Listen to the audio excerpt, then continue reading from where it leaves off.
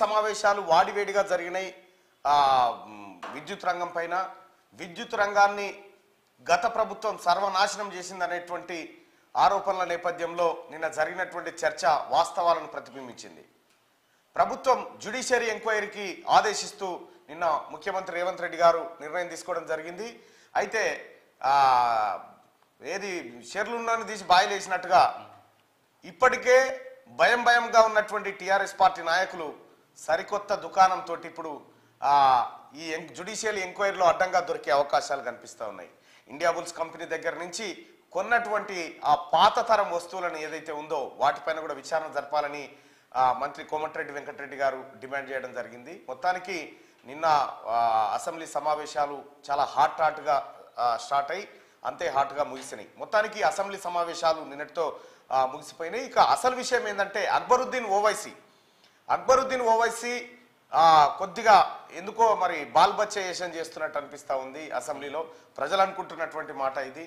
అతని వ్యవహార శైలిలో ఏదో మొత్తం సభలో నన్ను మించిన పోతు మనగాడు లేడనేటువంటి యాంగిల్లో అతను మాట్లాడుతున్నట్టుగా అనిపిస్తూ ఉంది. నేను ఏది మొత్తం చిన్నపిల్లల పరాశకం లెక్క తమాషా చేస్తున్నట్టుగా అనిపించింది. ఈ తమాషా అందరు చూస్తున్నారు. ఆయన గడికి లేచేమంటాడు, నేను ముసల్మాన్ నుంచి వచ్చిన ముసల్మాన్ అంటే మొత్తం తెలంగాణ రాష్ట్రంలో ఉన్న ప్రతి ముసల్మాన్కు నువ్వు ఎమ్మెల్యే కాదు అక్బరుద్దీన్ ఓవైసీ.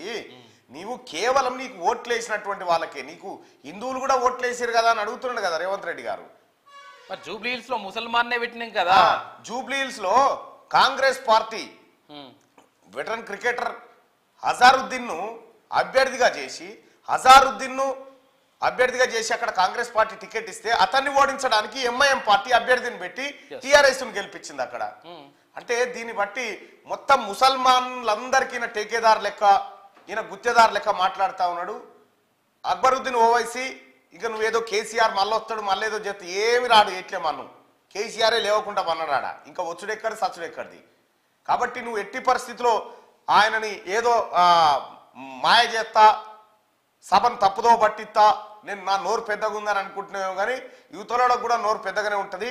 కాకపోతే ప్రజాస్వామ్యయుతంగా సభను నడపాలని చూసిరా తెలంగాణ ప్రజలారా.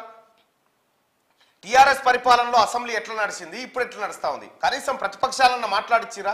ఇవాళ కాంగ్రెస్ పార్టీ అధికారంలో ఉంది కాబట్టి గౌరవ స్పీకర్ గారు అందరికీ విపక్షాలకు కూడా సమానమైన అవకాశాలు ఇస్తా ఉన్నాడు కాబట్టి సభలో ఇవాళ మీరు మాట్లాడగలుగుతారు. లేకపోతే ఎక్కడిది కేసీఆర్ లెక్క ఉంటేనో కేటీ రామారావు లెక్క ఉంటేనో నడవకపోతుండే కథ. నిజంగా ముసల్మాన్లకే నువ్వు మంచి ప్రతినిధిపై మంచి చేయాలనుకుంటే పాత బస్తీల వాళ్ళ జీవితాలు అట్లనే ఎందుకు ఏడుస్తుండే గట్టిగా వెలుగు